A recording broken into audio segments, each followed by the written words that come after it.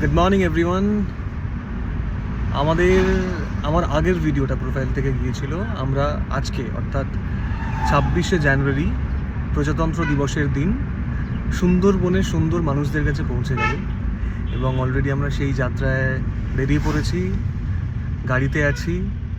আর হয়তো কিছুক্ষণের মধ্যেই আমরা কাকদ্বীপ হিট করব এবং সেখান থেকে সুন্দরবন মহাবিদ্যালয় এবং সেখানে সুন্দরবনের সুন্দর সুন্দর মানুষ, সুন্দর মনের মানুষরা এবং সেখানকার সুন্দর সুন্দর ছাত্রছাত্রী এবং সুন্দর মনের ছাত্রছাত্রীরা আমাদের জন্য অপেক্ষা করছে এবং তারা অ্যারেঞ্জমেন্ট করে রেখেছে।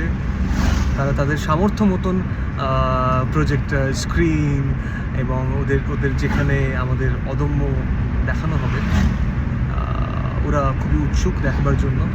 বারবার বলছে, ফোন কলস আসে সকাল থেকে আমার কাছে স্টুডেন্টদের, যে আমরা কখন পৌঁছচ্ছি, কী করছি না করছি। এবং মজার বিষয় হচ্ছে ওরা খোঁজ নিচ্ছে আমরা খেয়েছি যাতায়াতের পথে।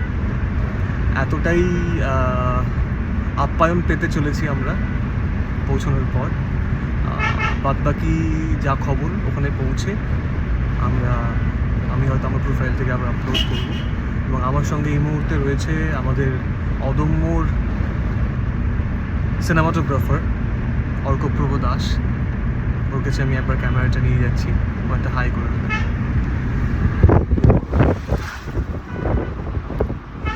ও নিজে খুব এখন এক্সাইটেড।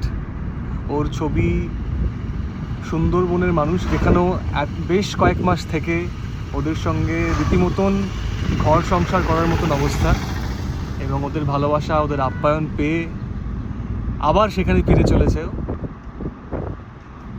ভীষণ এক্সাইটেড। এবং আমাদের সঙ্গে রয়েছে আমাদের অদম্যর আরেকজন দেশলাই কাঠি।